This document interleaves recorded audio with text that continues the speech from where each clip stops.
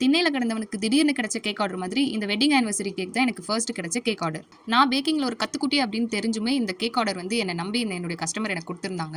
என்னதான் வீட்டில் நிறைய கேக் செஞ்சு சாப்பிட்டிருந்தாலும் இந்த கேக் ஃபர்ஸ்ட் டைம் கஸ்டமருக்கு கொடுக்க போறோம் அப்படின்றதால ஒரு பதட்டமும் ஒரு டென்ஷனும் இருந்துகிட்டே இருந்துச்சு. கஸ்டமர் வந்து சாக்லேட் கேக் கேட்டிருந்தாங்க. நிறைய டிசைன்ஸ் வந்து நான் பார்த்து வச்சிருந்தேன். லாஸ்ட் மினிட்ல இந்த கேக் மேக் பண்ணும்போது எக்ஸாம் ஹாலில் கொஸ்டின் பேப்பரை பார்த்த ஸ்டூடெண்ட்ஸ் மாதிரி என் மைண்ட் டோட்டலாக பிளாங்க் ஆயிடுச்சு. அதுக்கப்புறம் நானே என்னுடைய கிரெயினை யூஸ் பண்ணி இந்த மாதிரி ஒரு டிசைனை கொடுத்து மேலே அழகாக தெரியணும் அப்படின்றதுக்காக அங்கங்கே ஒரு செரி ஃப்ரூட்ஸையும் வச்சு விட்டுட்டேன். இந்த கேக்கை கஸ்டமருடைய வெட்டிங் ஆனிவர்சரிக்காக அவங்க பசங்க அவங்களுக்காக சர்ப்ரைஸா ஆர்டர் பண்ண கேக். மேல happy anniversary mom and dad அப்படின்னு சொல்லி எழுதி கொடுக்க கேட்டிருந்தாங்க. நம்ம ஹேண்ட் ரைட்டிங் பத்தி தான் உங்களுக்கே தெரியுமே. நம்ம அதே மாதிரி வேர்டிங்ஸ்ல எழுத போய் கேக் ஏதாவது ஸ்பாயில் ஆயிட போகுது அப்படின்றதுக்காக அந்த ரிஸ்க்கை நான் எடுக்காம இது வந்து ஆனிவர்சரி கேக் அப்படின்றதால ஒரு கப்பிள் இமேஜை மேல வந்து பிளேஸ் பண்ணிக்கிட்டேன். அதே மாதிரி ஹாப்பி ஆனிவர்சரி அப்படின்ற ஒரு டாப்பரையுமே மேல வந்து ஃபிக்ஸ் பண்ணி மேல கொஞ்சமா ஸ்ப்ரிங்கிள்ஸ் தூவி இந்த கேக்கை ஃபினிஷ் பண்ணியாச்சு. ஆனா இன்னைக்கு நான் ஒரு விஷயத்தை கத்துக்கிட்டது என்ன அப்படின்னா, ஒரு கேக்கு செய்யறதை விட கஷ்டமான விஷயம் அந்த கேக்கை டெலிவர் பண்றது அப்படின்றது தான்.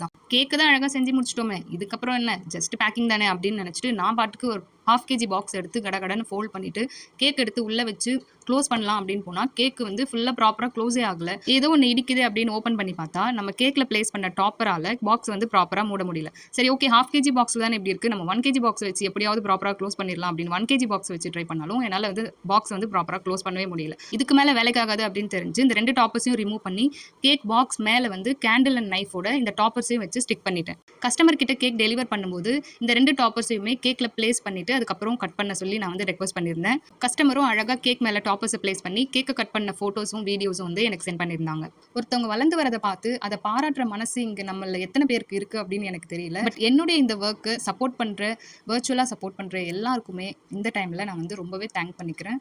இதே சப்போர்ட்டை எப்பவுமே எனக்கு நீங்க கொடுக்கணும் அப்படின்னு சொல்லி கேட்டுக்கிட்டு இன்னொரு சூப்பரான கேக் வீடியோல உங்களை மீட் பண்றேன். பாய்.